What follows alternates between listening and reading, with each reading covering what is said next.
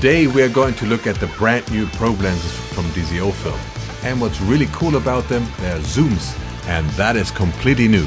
This is 18 to 28 millimeters with possibilities that haven't been there yet. And to celebrate this, we're gonna make a little barbecue.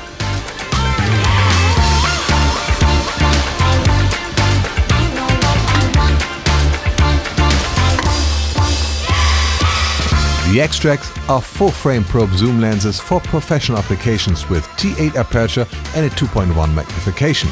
For now, there is a straight version and a 90-degree version. There will be a 360-degree version coming in the near future.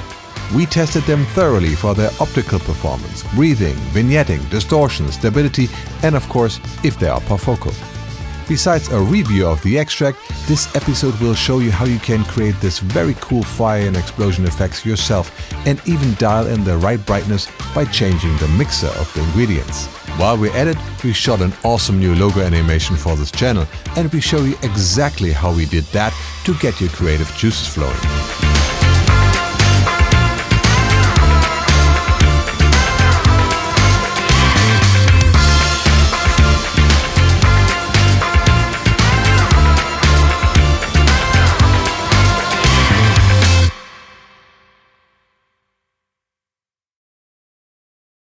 Probe zoom lenses. If you're one of those professionals that uses probe lenses on a regular basis, that sounds extremely sexy. For creative as well as purely practical reasons. Beyond being a zoom lens, the wide end of 18mm is something that offers new perspectives. Literally, as that is the widest probe lens in its class. In this episode, we will try all of those juicy new possibilities and find out if there's a penalty in terms of image quality attached. Also, stability is always an issue with probe lenses due to their form factor. And the XTract have an extremely sturdy build to combat vibrations and reduce the danger of breaking your lens in high-G environments. We will go into all of that in detail, but we want to take everybody along and explain a bit who this lens is for and for what.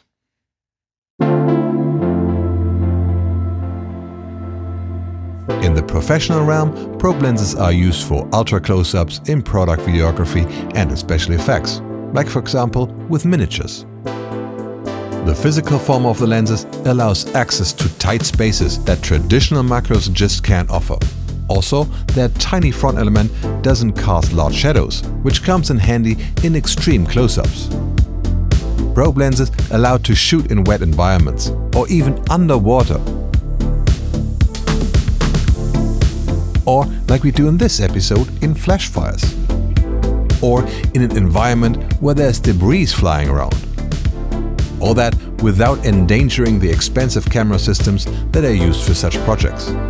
The extreme and exciting views that a probe lens allows became the preferred approach to most high-end production these days. You see probe lenses more than you see traditional macros. Probe lenses have been around for a while, and I'm sure you have seen a lot of examples on our channel and beyond. In the professional realm, there have been probe lenses forever, but for exorbitant prices as there were so few use cases.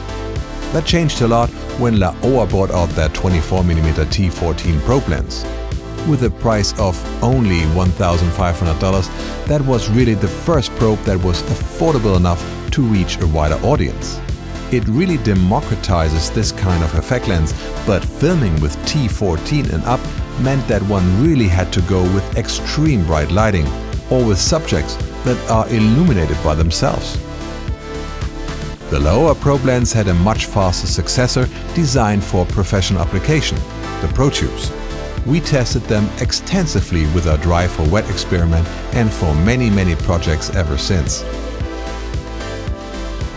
The T8 of these lenses made a lot of things easier as they require half the amount of light that you have to use with the original probe, that is, if one shoots a T8. With a price of $2,900 per lens, the ProTubes are definitely more for the professional market, and while there are different variants, what was missing to this day is a fast probe lens that offers a 90 degrees angle. A periscope, if you will. The The new contenders on the market are the DZOFILM X-Tract. Besides the straight version, you can get the X-Tract as a 90-degree variant, and of course there are also zoom lenses, which is a completely new thing for probe lenses like these. Still, they offer the relatively fast T8 speed of the professional competition. What one can do with that? Quite a bit from a practical and a creative standpoint. We will go into that later. With a price point of $3,500 per lens, the X-Tract are also clearly designed and priced to fit a professional market. But if you have the budget, it is really a killer lens for much simpler things like product shots and B-roll on your YouTube channel. For example, we did all product shots in our Lumix S1R2 review using the X-Tract. And T8 is fast enough in such a context as your lights can be so close to your subject. Beyond having the usual waterproof snorkel and other interesting features, they also have something that might be even more important for professional users, and that is improved stability. When working with probe lenses, stability is always an issue because the pivotal point of the lens is at the entrance pupil, and in probe lenses, that entrance pupil is pretty much all the way at the front element. This means that movement and even vibration of the camera translates into much stronger visual bumps. Another problem is that the weight of the snorkel creates quite a bit of torque, which becomes very problematic with high-speed filming and motion control robots. The forces created by fast acceleration and deceleration in high-speed motion control environments are quite severe, and the inertia becomes a problem for probe lenses. The longer and heavier the lens is, the more problems you will get there.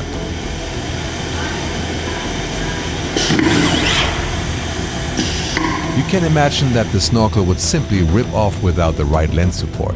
DZOFILM took the experience that the Marmalade made seriously and addressed the problems with the stability. The whole build is much sturdier, and especially at the mount, the X-Tract are built like tanks. Having the X-Tract in hand really feels different. Massive. I have no doubt that you could use this lens as a maze. Not that you should, of course. DZOFILM also includes two clamps tailor-made to fit the X-Tract. You can reposition and change them to get rock-solid mounting points on any orientation. Here you see that the Marmalade crew already modded a very stable 90mm rod lens support to perfectly match the position of the lens. To be fair, while being shorter than other probe lenses is a benefit for the stability, it is also an obstacle. For example, when working with fluids, fire, or when you can expect debris and want to keep an expensive high-speed camera out of the kill zone. The X-Tract have a very solid locking bayonet between the snorkel and the main lens unit. This makes the snorkels interchangeable and changeable. I wouldn't be surprised if DZOFILM will offer longer snorkels or completely different attachments in the future. Another great thing for usability is that the lenses can freely rotate around their own axis when you open a lock on the mount. The X-Tract have a convenient PL system with markings and an underlying rosette that makes changing and resetting the angle a breeze. This makes the integration into complex motion control systems quite a bit easier. Of course, that makes little sense for the straight version, but a lot of sense when using the 90-degree version. Now that we tackled the super important mechanical aspects, let's have a look at the optical performance. We usually don't film charts, but we really wanted to know if the zoom functionality of the X-Tract bring a penalty to the image quality. Here we have the X-Tract on a phantom high-speed camera that is on the mighty Spike motion control system of the Marmalade. First, we dolly the camera from the minimum 6mm working distance to around 1 meter distance with different zoom factors. We start at the maximum T8 aperture and at 18mm focal length.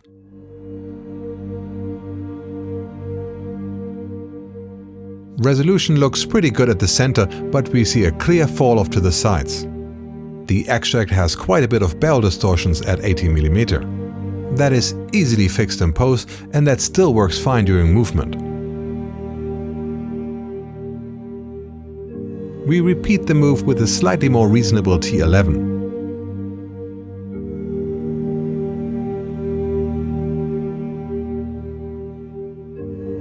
The image sharpens up a little and the fall off is less noticeable.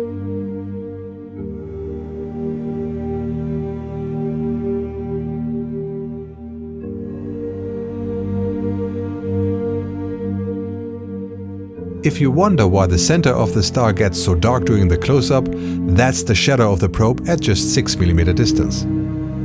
We are going to 28 mm now and stay at T11.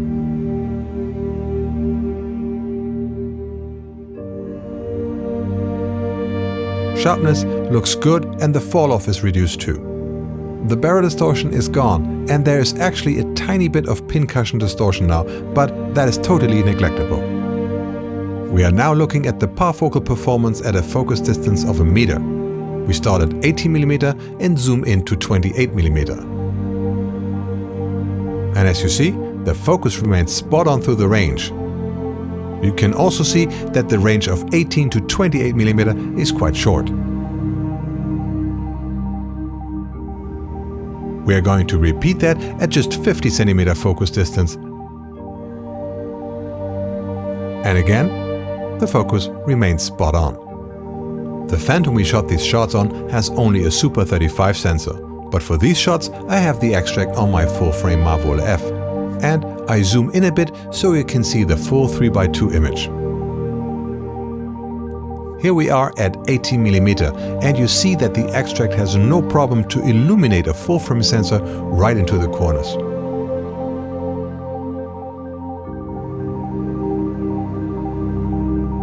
With this shot, we're going to look at the breathing. I have to say, for a macro lens and for such a huge travel focus distance, the breathing is next to non-existent.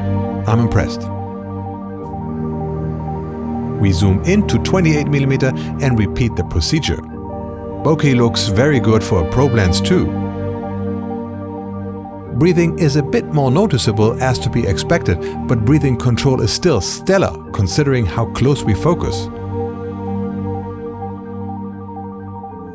The detail you see is amazing.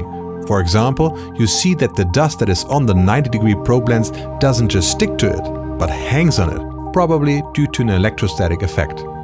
Let me get back to the parfocal performance one more time, and we are still at 200% magnification now. While it is already great to have parfocal in a reasonable distance, pay attention to the tiny dust hair here.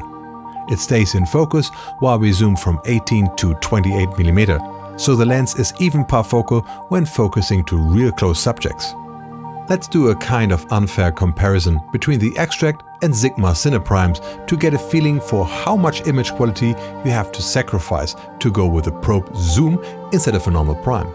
Here we see the XTract at 20 mm and T11. And here we have a Sigma 20 mm cineprime for a direct comparison. You immediately see how much colder the Sigma looks and how much less distortion it has. But surprisingly, it's also a bit softer. We do that again with the XTract at 28 mm. And the comparison to a Sigma 28 mm cineprime shows that the Sigma has more barrel distortions than the XTract. And again, if anything, the XTract is sharper at the center, but also shows a bit more aberrations. Very impressive when you consider that the XTracts are probe lenses, while the Sigma cineprimes are conservative designs. In this context, I can't see a clear advantage for the primes. And if you prefer the cooler look, that is easily fixed. We only did the straight version of the charts test as we were limited with our time. I don't expect the 90-degree version to perform massively different. Personally, I don't give too much about charts and rather film something in a context that the lens would actually be used in. Most of the time, none of the optical flaws that are apparent on a chart is relevant in a real-life scenario. All the product shots we made with the XTract after a quick lens chart test looked great. Full disclaimer. DZOFILM sponsored this episode so we can do something exciting for you to show the capabilities of the XTract probe lenses. As always, we are not obligated to glorify the lenses. We will always give you and DZO an honest feedback about our experiences producing this content. We hope to give you enough impressions so you can make up your own mind about the quality and usefulness of a product in your own context. If you're interested in our verdict, you will find it at the end of this episode.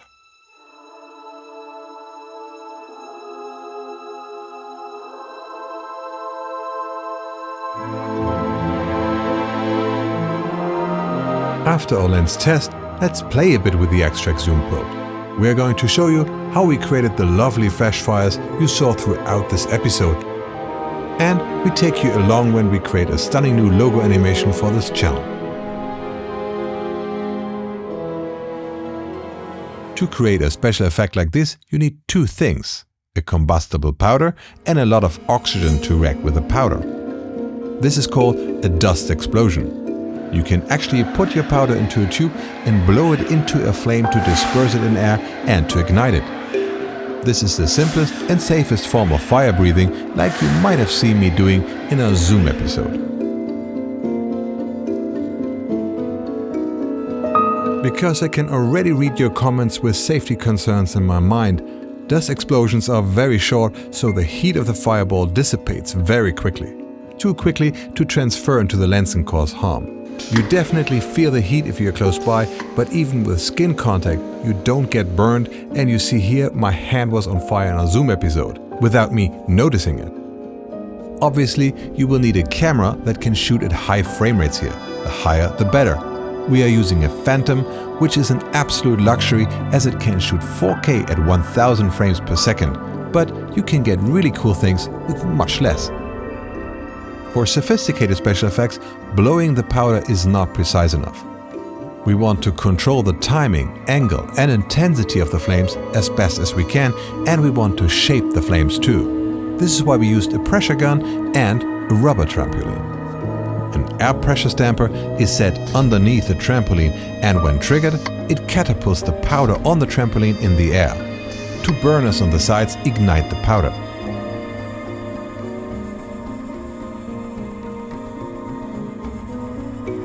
You want to keep the general illumination relatively low so the flames look more dramatic, but just like in a normal shoot, you want to place rim lights to separate the subject from the background, or fill in things like engravings or the logo. To have any noticeable lighting at a high frame rates and at a distance, you will still need quite a bit of light. Still, most of the illumination will come from the flames itself, and while being nowhere as bright as film light, the proximity to the subjects makes them very bright, even with a slow lens like a probe, and at very high frame rates. We shot these sequences at around 700 frames per second at T11 and ISO 1600. What you see here is this really nice lava-like plasma effect, and depending on your t-stop, frame rate and ISO, the flames will appear brighter or darker, and the darker the flame, the more saturated will be their color. But of course, that is not the whole story. Very important is what you are actually burning. A common powder used for this kind of pyro effect is lycopodium. What you see here with the fire breathing is lycopodium powder, and as you see, it is very bright, making it hard to get a good exposure, especially as high-speed cameras have limited dynamic range. Here's our lens flyby using lycopodium powder, and the difference is very obvious. To create flames with more of a red lava glow, we used a mixture of cinnamon and iron. Cinnamon burns slower and gives you more saturation. Now you can play with mixing lycopodium powder and cinnamon to get just the right amount of illumination. We stayed with pure cinnamon and added iron shaving.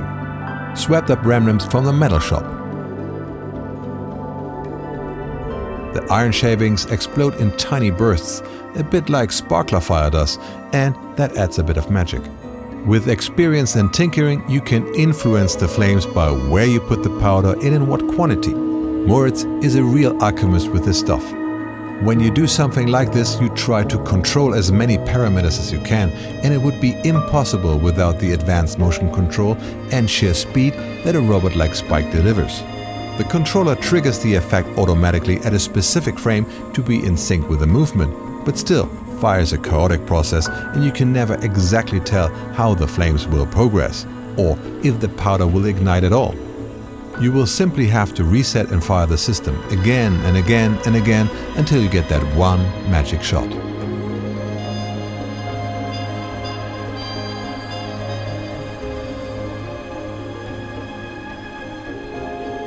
If you do something as complex as this, it is always nice to create something that has a little bit more longevity than a lens review on YouTube, so we decided to do a new logo animation for this channel and beyond. This way we can use it for many years. This is what we're going to create, and I think it just looks awesome. Let's take you through the process. When you look at our logo, you see that it resembles an M, like in media division. At least, I hope you saw that. When I designed the logo, I thought it would be great to have something that works in 3D space as well as in 2D.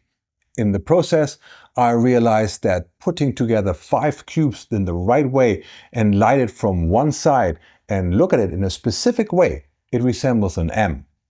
I love that idea as it works a bit like film itself. Film is just a series of still images and movement, a fleeting illusion. In kind of the same way, the M only exists as an illusion with a specific perspective and lighting. It is fabulous that we can use the three-dimensional nature of our logo to reveal it in interesting ways, like we did with the forced perspective in our intro.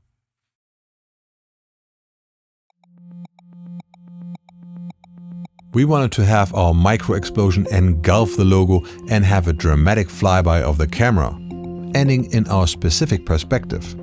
The bright parts of the M get revealed because of the flames are dying down, and the change in perspective makes the fills reflect in the surfaces. Obviously, all this is filmed in high speed at 700 frames per second and time reversed in post. So, in reality, it looked more like this. Keep in mind that there is nothing synthetic here. No AI, no 3D, just a little noise reduction, stabilization and a grade. We added some speed ramps for the final clip. So simple, but of course the devil is in the details, and it takes a lot of know-how, experience and patience to make this work.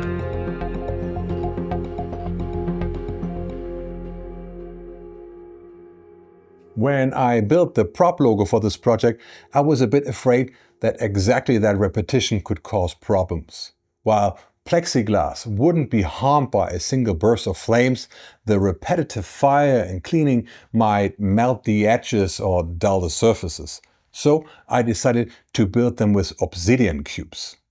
Some esoteric people believe these heal your whatever when you stick them under your whatever, so you can buy these for kind of reasonable prices. Obsidian is a volcanic glass with a high melting point, and the polished surfaces are a bit more matted than ordinary glass, giving them a really special look when reflecting flames. I then used metal washers and glue to connect the cubes to each other.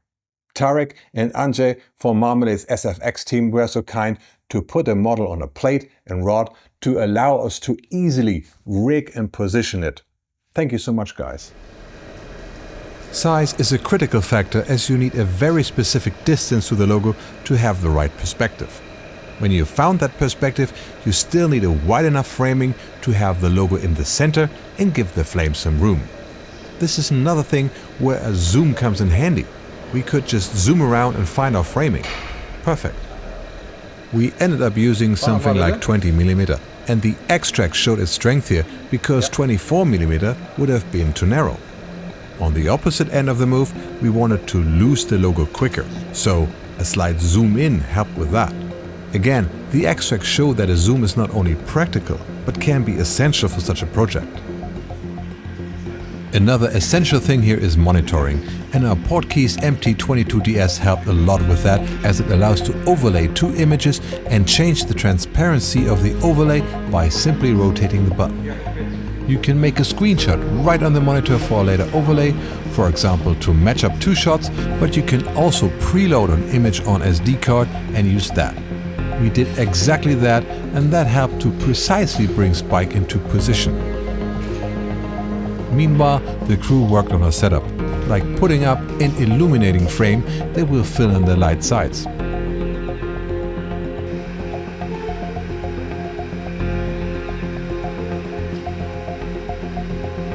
This time we're not going to use the trampoline, but the pressure gun, as we want the effect to come from one point.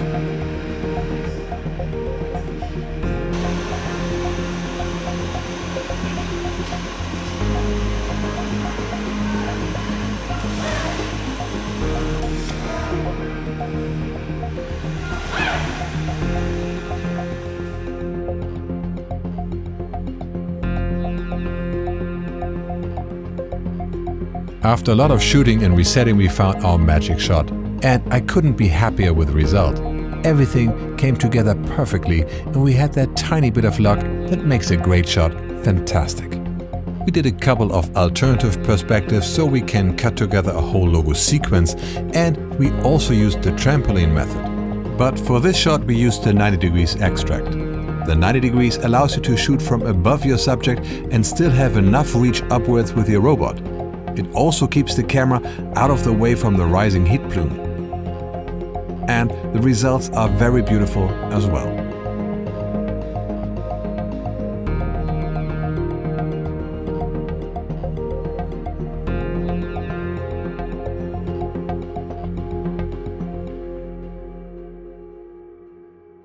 Having used the XTract for this project, it is time to give you our impression and a bit of an early verdict.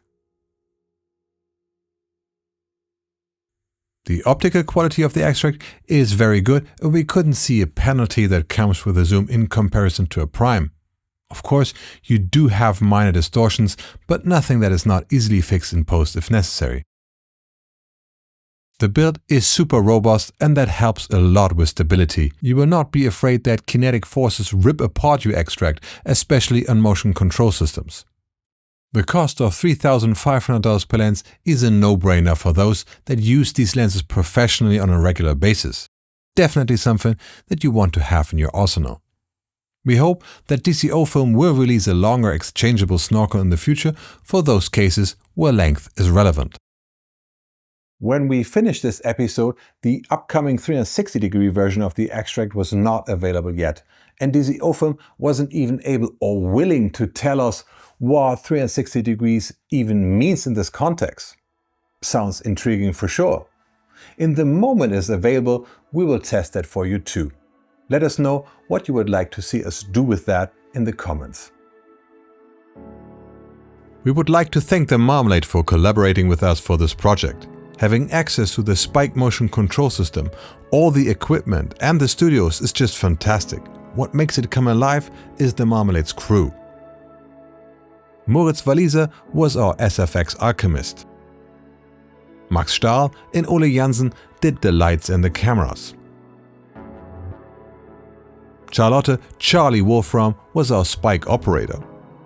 Tarek Sawan and Ansel Peck cleaned up my messy logo prop and made it riggable. Philipp Neuendorfer helped a lot with shooting BTS footage. Thank you so much to all of you. Special thanks go out to Christopher Klemme for organization and being the mastermind behind the flame effect you saw in this episode, who thought that playing with fire is so much fun. We would like to thank DZOFILM for sponsoring this episode and for all the trust that is required when giving prototype lenses to a YouTube channel. Always remember that we can't create content on this level without the support of industry heroes. If you are an industry hero with an interesting product for advanced filmmaking that you would like to show to our audience in an entertaining way, let's talk. Our contact is in the description. As always, this video is made possible and dedicated to our beloved members. Thank you so much, we couldn't do it without you. This is it for today. I'm Nicholas, signing out with nerdalicious wishes. Shoot something amazing.